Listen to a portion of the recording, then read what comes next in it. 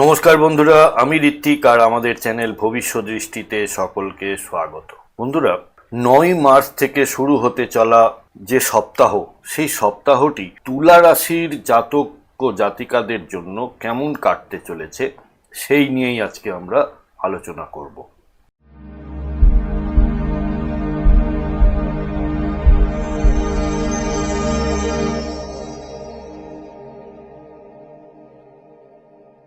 বন্ধুরা, আপনারা যারা আমার চ্যানেলটি অলরেডি সাবস্ক্রাইব করেছেন তাদেরকে জানাই আমার অসংখ্য ধন্যবাদ ও কৃতজ্ঞতা। যারা এখনো সাবস্ক্রাইব করেননি তাদের কাছে আমার বিনীত আবেদন, চ্যানেলটি সাবস্ক্রাইব করুন এবং পাশে থাকুন।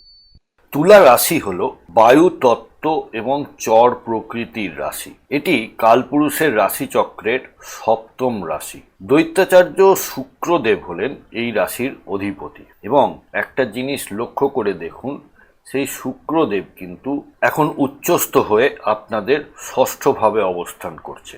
সামনের স্ক্রিনে থাকা চার্টটি হলো তুলা রাশির জাতক জাতিকাদের জন্য 9 মার্চের গ্রহগত অবস্থান। এই সপ্তাহে আমরা দুটি ইম্পর্টেন্ট গোচর পরিলক্ষিত করব। প্রথমটি হলো দেবগুরু বৃহস্পতির বক্রগতি থেকে মার্গী গতিতে ফেরা। এটি হতে চলেছে 11th of মার্চ।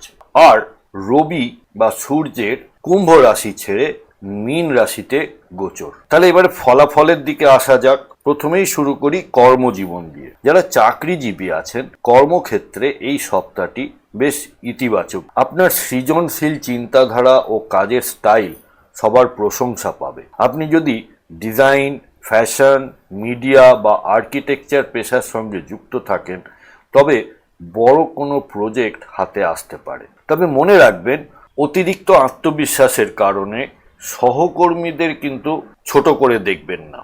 ব্যবসায়ীদের জন্য নতুন অংশীদারিত্ব বা পার্টনারশিপের যোগ রয়েছে। দীর্ঘদিনের আটকে থাকা কোনো ডিল এই সপ্তাহে চূড়ান্ত হতে পারে। খুচরো বিক্রেতা ও আমদানি রপ্তানি ব্যবসায়ীদের জন্য লাভের পরিমাণ বাড়বে। তবে বিনিয়োগের ক্ষেত্রে বড় ঝুঁকি এই সপ্তাহে না নেওয়াই ভালো। আর্থিক দিক থেকে এই সপ্তাহটি আপনাদের জন্য বেশ সমৃদ্ধশালী। আয়ের প্রবাহ ভালো থাকবে এবং একাধিক উৎস থেকে অর্থ আসার সম্ভাবনা থাকছে। যারা বাড়ি বা গাড়ি কেনার পরিকল্পনা করছেন তাদের জন্য গ্রহগত অবস্থান শুভ রয়েছে। শুক্রের প্রভাবে সাজসজ্জা বা বিলাসিতার পেছনে প্রয়োজনের তুলনায় বেশি খরচ হতে পারে। নিজের শখ পূরণ করুন, তবে ভবিষ্যতের জন্য সঞ্চয় করতে কিন্তু ভুলবেন না। এবার আসি রিলেশনশিপে। যারা বিবাহিত তাদের দাম্পত্য জীবনে রোমান্স ও মাধুর্য বজায় থাকবে। জীবন সঙ্গীর কাছ থেকে কোনো সারপ্রাইজ গিফটও পেতে পারেন। একে অপরের প্রতি টান বাড়বে এবং সম্পর্কের পুরানো তিক্ততা মুছে যাবে। যারা অবিবাহিত রয়েছেন তারা প্রেম বা নতুন সম্পর্কের জন্য এটি অন্যতম সেরা সপ্তাহ। যারা অনেক দিন ধরে প্রেমের সম্পর্কে আছেন তারা বিয়ের কথা পরিবারে এবার জানাতে পারেন। বন্ধুদের সঙ্গে আড্ডা বা ছোট ভ্রমণে আপনারা আনন্দ পেতে পারেন।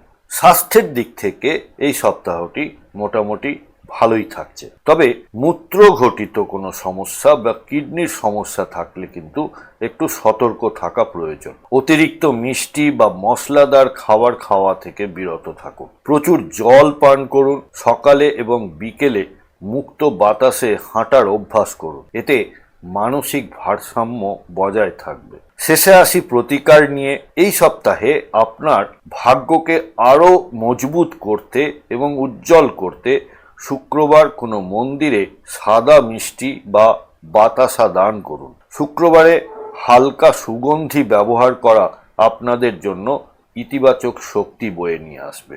বন্ধুরা, প্রতিবেদনটি কেমন লাগলো আমাকে কমেন্ট বক্সের মাধ্যমে লিখে জানাবেন। আর ভালো লাগলে অবশ্যই লাইক, কমেন্ট, শেয়ার করতে ভুলবেন না। আর চ্যানেলে নতুন হলে প্লিজ সাবস্ক্রাইব করে পাশে থাকা বেল নোটিফিকেশন আইকনটি প্রেস করে দেবেন।